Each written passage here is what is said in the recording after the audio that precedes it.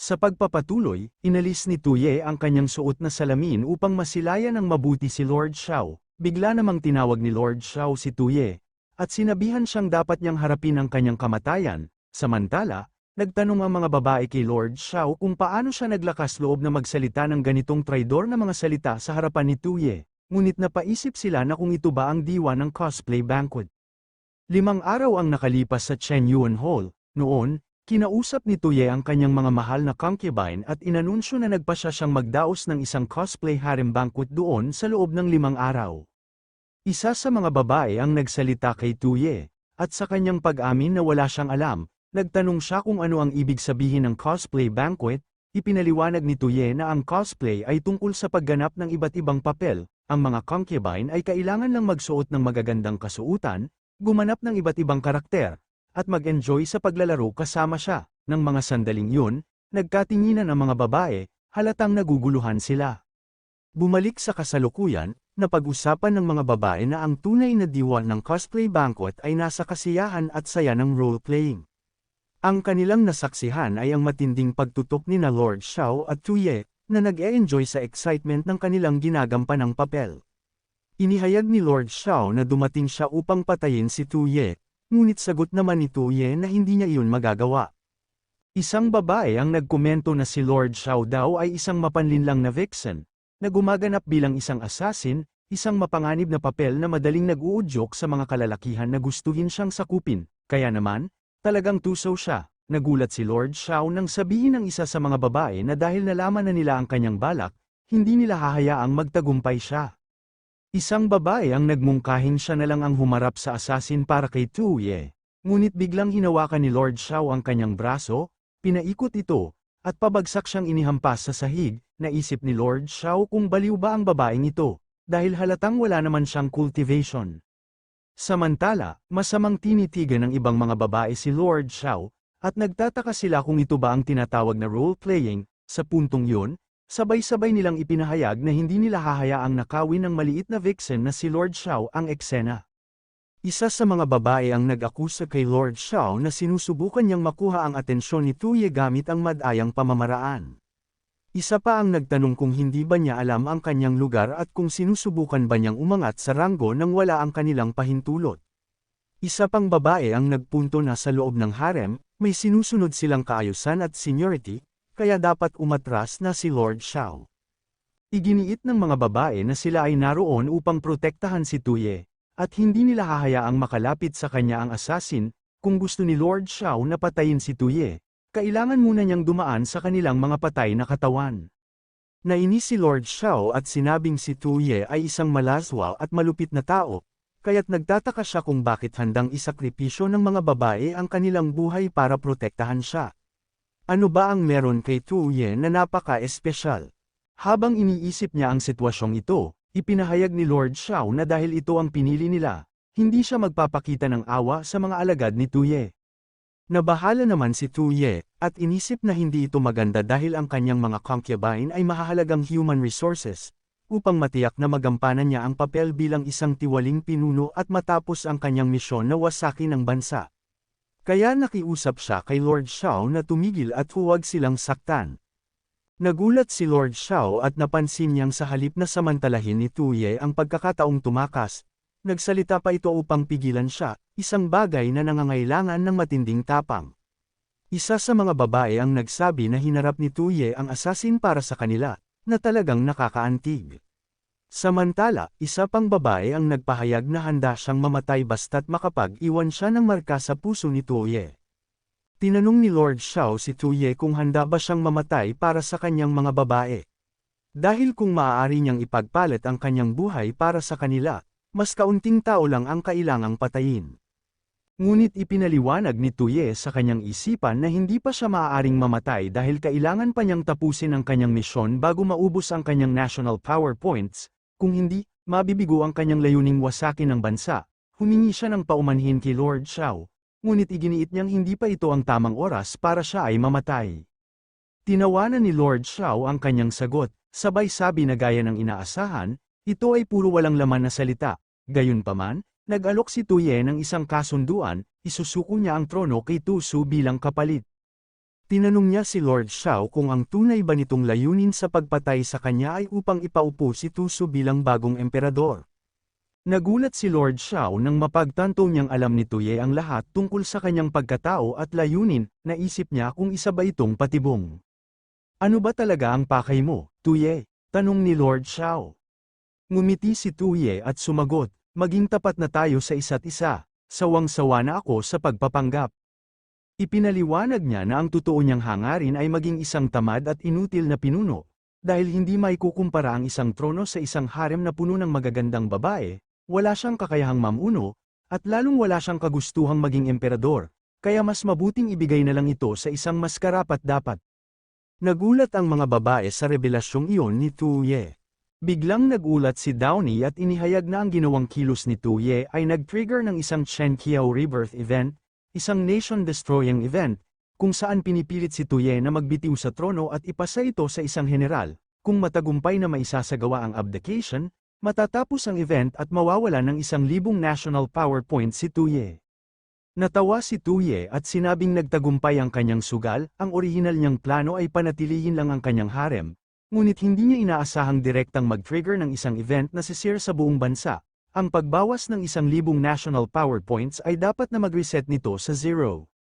Samantala, nagduda si Lord Xiao kung may isang tao nga ba sa mundong ito na walang kahit kaunting pagnanasa sa kapangyarihan. Inisip niya na maaaring isa lamang itong panlilinlang ni Tuye, kaya hindi siya magpapadala. Kaya iniutos ni Lord Xiao kay Tuye na kalimutan na ang kanyang alok, dahil totoo man o hindi ang kanyang mga sinabi, papatayin pa rin niya ito upang si Tuso na ang maupo sa trono. Napaisip si Tuye kung bakit gusto pa rin siyang patayin ni Lord Xiao, kaya nagpasya siyang mas paigtingin pa ang kanyang panghihikayat. Sinabi ni Tuye kay Lord Xiao na kung papatayin mo ako ngayon, sisira lang ito sa reputasyon ni Tuso bilang isang hari na pumatay sa kanyang nakatatandang kapatid, paliwanag ni Tuye. Kahit maging emperador siya, hindi ito magiging lehitimo.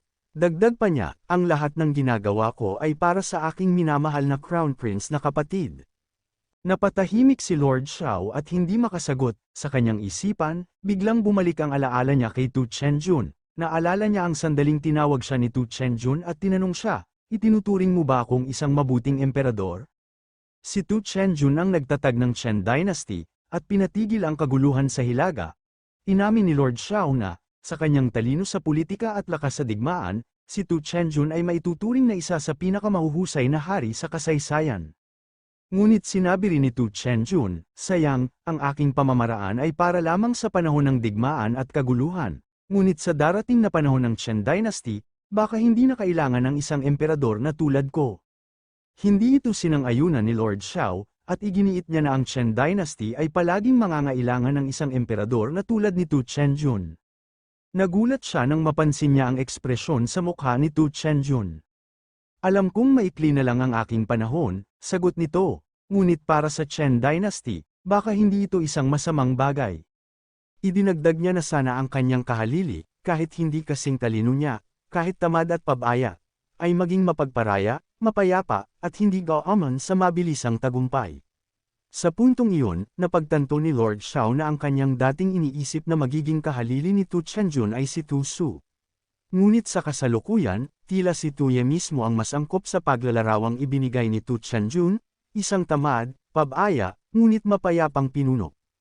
Sa kasalukuyan, napagtanto ni Lord Xiao na walang ibang paraan dahil si Tu Su ang lehitimong panganay na anak ni Tu Chenjun, ang legal na tagapagmana ng Chen Dynasty, kaya't imposibleng mahikayat siya ng ilang salita lamang mula kay Tuye. Dahil dito, naisip ni Lord Xiao na kontrolin muna si Tuye, dalhin siya kay Tuso, at gumawa ng mga plano.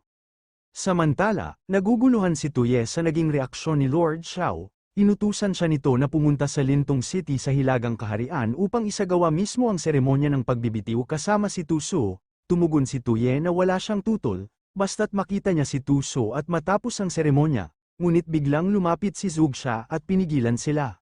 Naguluhan si Tuye nang tanungin ni Zugsha si Lord Xiao kung balak ba nitong gawing bihag si Tuye, at kung nakalimutan na ba nito ang kapangyarihan ng talisman na nasa kanyang kamay.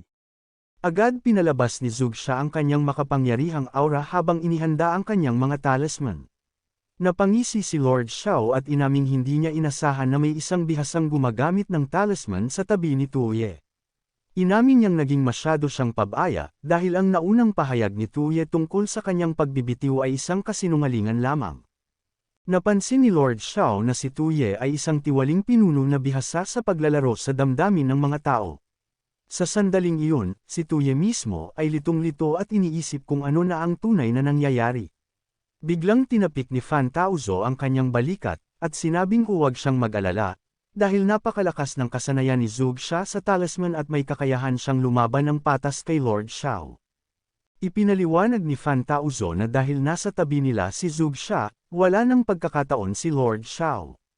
Gayunpaman, tinanong ni Lord Xiao si Fan Taozo kung sino ang nag-utos kay Zhuge Xia na protektahan si Tuye, at iginiit na hindi nila kailangang gawin ang mga bagay na iyon. Hindi nakaimik si Fan Taozo, ngunit sumang-ayon siya na tama lamang ang ginawa nilang pagpapahintulot kay Zhuge Xia na makialam. Sa kabilang dako, hindi natuwa si Tuye. Noong nakaraang gabi, ipinadala ni Li Tianyuan sina Fan Taozo at Zhuge Xia sa palasyo, at nagkaroon sila ng pag-uusap pagkatapos nito. Tinanong ni Li Tianyuan kung alam ba nila ang kanilang misyon matapos makapasok sa palasyo at makalapit kay Tuye. Kumpiyansang tumugon si Zhuge Xia na alam niya, ang kanilang layunin ay samantalahin ang pagkakataon upang patayin ang tiwaling pinuno, at ipaghiganti ang kanilang mga pamilya. Napatawa si Li Tianyuan, at sinabing hindi sapat ang isang beses na pagpatay kay Tuye, dahil ang taong ito, na pumatay sa kanilang mga pamilya, ay hindi basta-basta matutudukan ng ganoon lang. Ipinaliwanag niya na ang tunay nilang misyon ay wasakin ng buong Chen Dynasty na itinatag ni Tu Chenjun. Sa ngayon, ang mahalaga ay siguraduhin munang buhay pa rin si Tuye. Nagulat sina Fan Taozo at Zhuge Xia sa narinig nilang plano ni Li Tianyuan. Ipinaliwanag ni Li Tianyuan na sa simula, sa lahat ng prinsipe, si Tuye ang mukhang pinakamahina at pinakawalang saysay. Kaya't tinulungan niyang maluklok si Tuye sa trono habang si Tu Su naman ay nasa labas ng kaharian, pinamumunuan ng hukbo upang baguhin ang dinastiya sa ilalim ng pamamahala ni Tuye.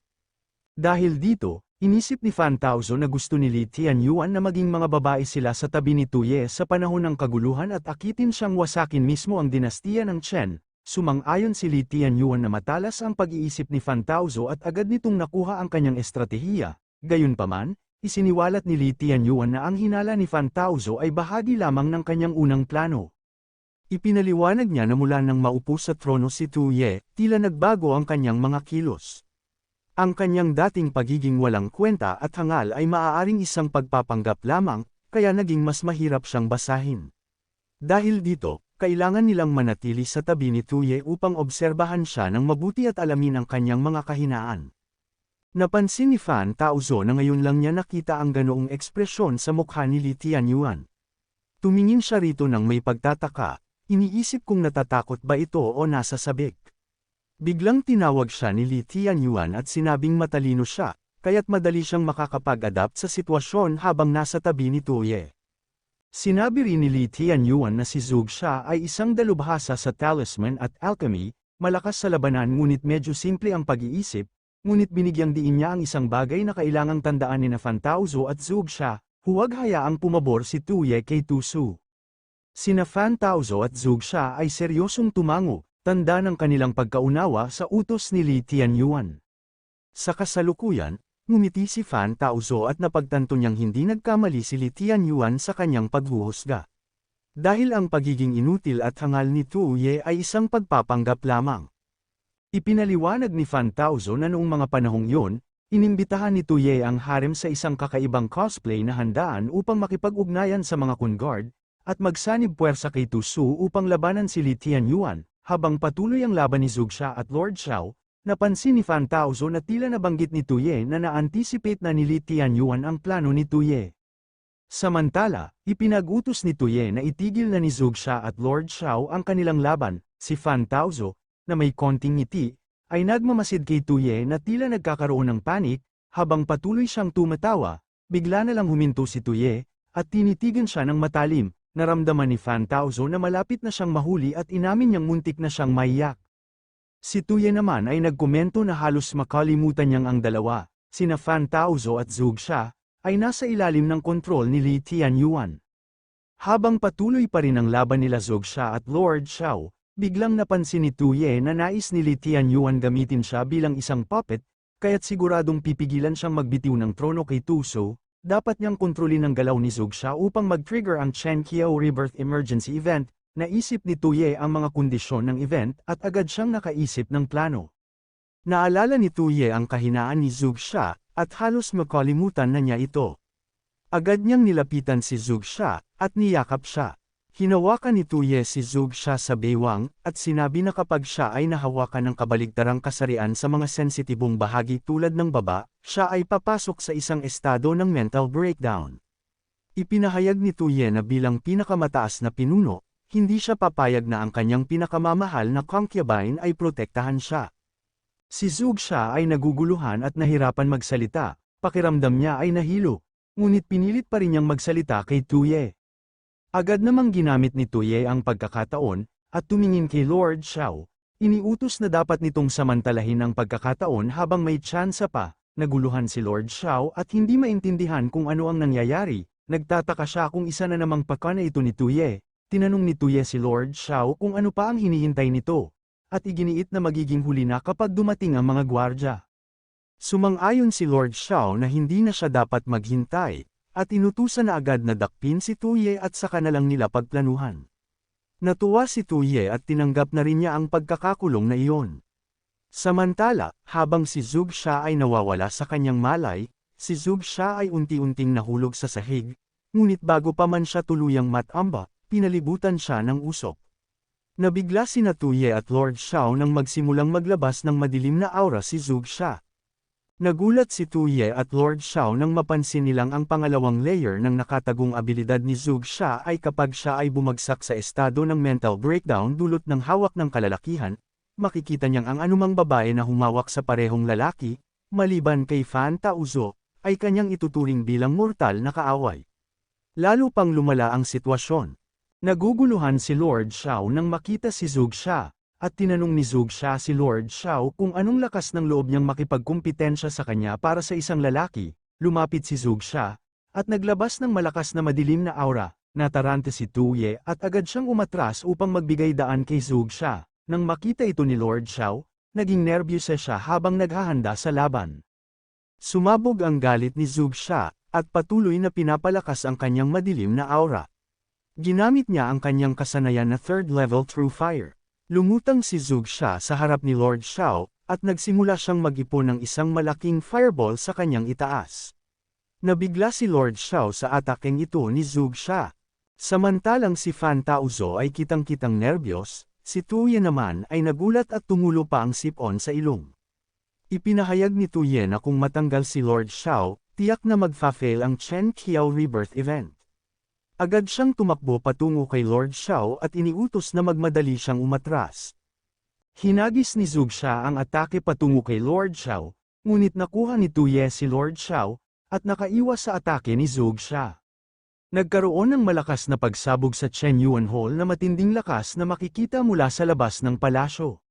Sa kabilang banda, aksidenteng nahalikan ni Tu Ye si Lord Xiao, na nagdulot ng pagkagulat kay Lord Xiao. Napansin ni Lord Xiao na nasa mga braso siya ni Tu Ye, at ang dalawa ay nakalutang pa rin sa ere, na papalibutan ng alikabok at mga debris.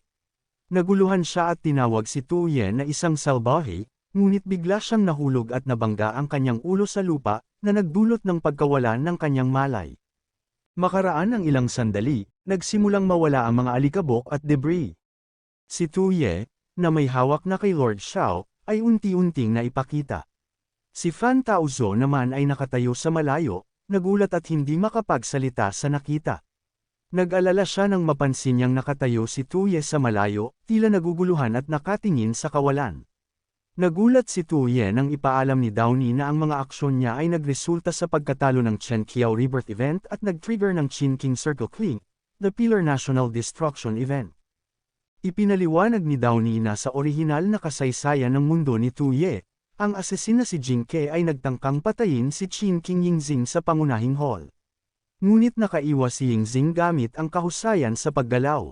Pagkatapos ay inatake si Jing Ke ng sikat na doktor na si Zia Wu, na naghagis ng isang kahon ng gamot na tumama sa kanya, kaya't hindi natuloy ang assassination. Samantala, ang mga tagapaglingkod sa palasyo ay nagkagulo, at nagtakbuhan dahil sa pagsabog. Ipinagbigay alam ni Downey kay Tuye na nag-trigger ang Chin King Circle Cling the Pillar event sa mga sumusunod na kondisyon. Una, isang asasin ang nagtangkang patayin ang host sa pangunahing hall. Pangalawa, may isang third-party character na bihasa sa medisina na naroroon sa panahon ng assassination. At pangatlo, ang third party na bihasa sa medisina ay gumawa ng aksyon laban sa asesin. Kung tinalo ni Tuye ang asesin, matatapos ang event at makakakuha siya ng 1,000 national power points. Bumabati si Downey kay Tuye, ngunit nagmura si Tuye at tinawag ang event na isang walang kwentang national destruction event. Nagtataka siya kung bakit ang mga event ay hindi lang nagbabawas ng puntos, kundi nagdadagdag pa.